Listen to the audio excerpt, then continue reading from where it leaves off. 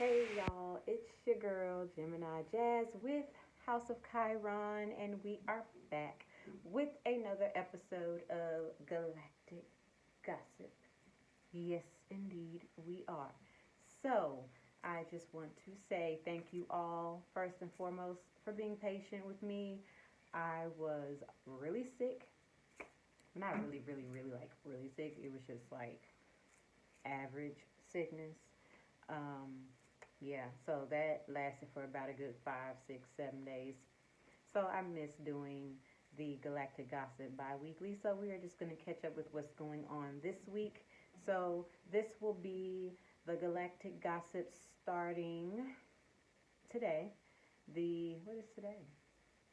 That's a good question. What is today? Today is the 23rd. Yeah, I had to look. I told y'all I've been sick. I have not kept track of time or anything, okay?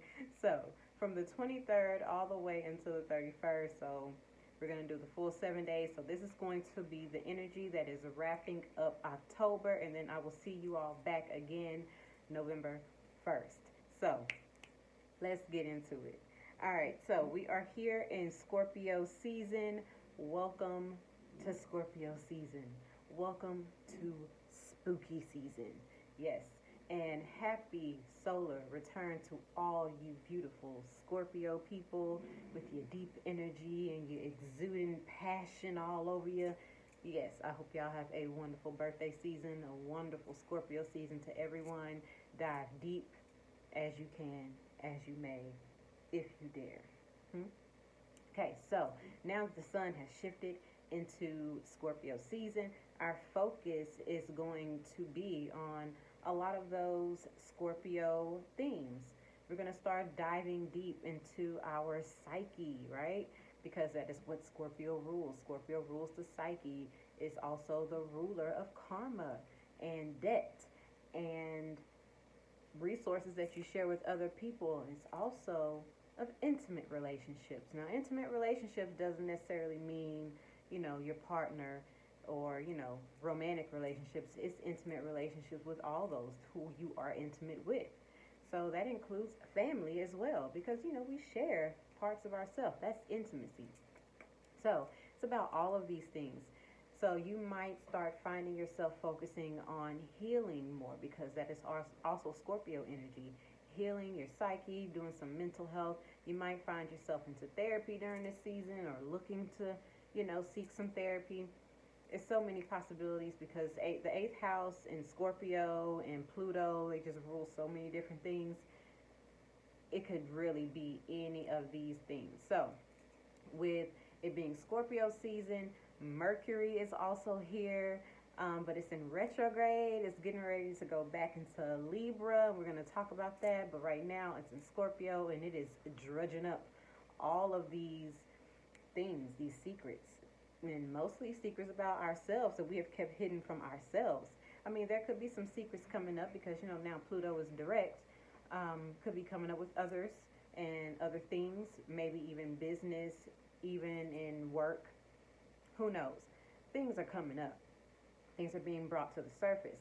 And also with Mercury being in Scorpio and it's in retrograde, this is an invitation for us to go ahead and dive deep into ourselves and find what it is there for us to realize and heal and work through.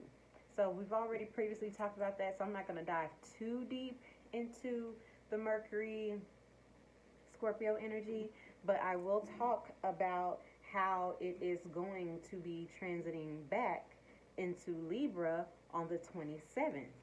So, this is going to be helping us find that balance, get that diplomacy for what it is that we have been diving and discovering while Mercury has been swimming in the abyss of Scorpio, right? All this Scorpio energy. It's going to go back into Libra. We're going to have that balance. We're going to be like, okay, I'm starting to get a little bit of understanding as to why these things are coming up. And we can kind of start feeling that right now because it's getting ready to transit back, towards the middle to end of next week. So this is going to, like I said before, bring balance to the things that we have been discovering and whatnot for this week and a half or whatever that it's been in Scorpio. So on the same day that Mercury transits back into Libra, Venus will be moving into Libra as well on the 27th. So, as we all know, Venus rules Libra. Venus is at home in Libra. It's happy in Libra. So we can just start feeling good about all kinds of stuff. Yeah. So that is going to help us really tap into our senses, defining what it is that we value within our partnerships, what it is that we value in our direction that we're going. It's also going to help us. You might come into some financial gains during this time. You might start coming up with different types of ideas to, bring in the money that you need.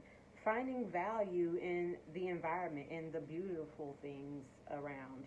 The seasons is changing, so the leaves are changing. The environment is changing. You're just going to start feeling really good. The weather is going to start changing really soon, if it hasn't done so already in your neighborhood. Texas, we have, year-round spring and summer mostly, so mostly summer. So we might get our 1 week of fall coming up because that's all we get all year round. So actually getting the change, and we're going to start feeling that change within us as well as seeing it around us. You're going to also start trying to find the value in your partnerships and what it is that you truly value within your partnerships as well. So I would advise, with Mercury being retrograde, also going to be in Libra, we still have Mars in retrograde in Aries, and that will be there till November 13th. And we still have this Pluto, Capricorn, Saturn, Jupiter energy that's going on right now. So I would just say stay away from actually discussing the interpersonal relationship type of things. Stay away from discussing it. Let's just do some evaluation. Let things come up. Let's actually take our time seeing what is there, analyzing and processing what is there, what's being shown, before we actually take action on anything to discuss or bring up anything. Not a grand time right now to do so. The energies are not necessarily working with us on that. So just take heed, take a pause. Don't do any of that interpersonal relationship conversation stuff. Just let it be, and then process, analyze as it may come up. So, also, we do have a full moon in Taurus on Halloween. It's going to be amazing. Okay, so this is going to be bringing some really great energy.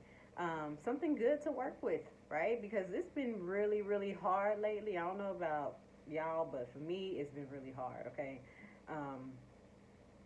When it comes to just certain things, but it's just difficult energy to navigate. So with the full moon being in Taurus, it's going to be in a conjunction with the Great Awakener Uranus, which is also in Taurus. So this is going to bring a lot of chances for opportunities to change, bringing change to us. And it's going to actually help us with our optimism, help us with our ideas. Because, Uranus, how you want to pronounce it, it is the planet of the divine God knowledge. It is even like Jupiter is knowledge, true. Jupiter is that knowledge. But this is like God-like. This is the step above. So it's going to bring that quick energy, that quick aha. And when you have anything in a conjunction, especially like something mental like Mercury, if it's in a conjunction or some type of aspect with Uranus, it's going to promote something that includes a lot of information that's coming in, because Uranus is a very electric planet. So it's like adding the spark to anything that it touches, a spark of inspiration, either a spark of rebellion as well, because Uranus rules Aquarius, that is the sign of rebellion. Uranus is the rebel. So it's all going to bring something, some type of opportunity, some optimism, some really great energy, because it's going to be in this conjunction with the moon. So that's about our safety, our security, our something that, things that feel good, because the moon represents our security, our safety, our nurturing. How do we feel nurtured as well? And with it being in Taurus, Taurus is very grounding and it's earthy and it's about our values and it's about our environment, our earth, our land. It's also about our senses. It's that Venus energy as well. So it's about our senses, our, the things that we can touch and taste, things that make us feel good, our pleasure senses as well. So including money, partnerships. That's all that Taurus energy. So there's so many different ways that this can actually manifest for you. It all depends on how it's happening in your chart. Now, for me, I have Uranus in Taurus, right now, because I have a Taurus rising, and it is on my ascendant, just sitting there chilling, doing its thing. So this full moon is going to be in an exact conjunction with my rising. So I am interested in what is to come. Yeah, full moon in Taurus on the 31st. So this is a really quick galactic gossip because I missed like a whole week. So just to kind of recap, y'all see we're going to have Venus moving into Libra. We have Mercury retrograding back into Libra.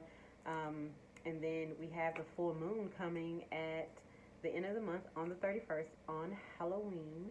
So if y'all are interested in how any of this is going to resonate in your individual chart, y'all know where to find me. All of my links are provided below in the description. All those good, wonderful things. So thank y'all for being patient with me while I was sick and I was out. I am doing much better now. I sound better. Y'all did not want me doing videos the way I was sounding before. So either way, I'm back. It is what it is. And I hope y'all have a beautiful week.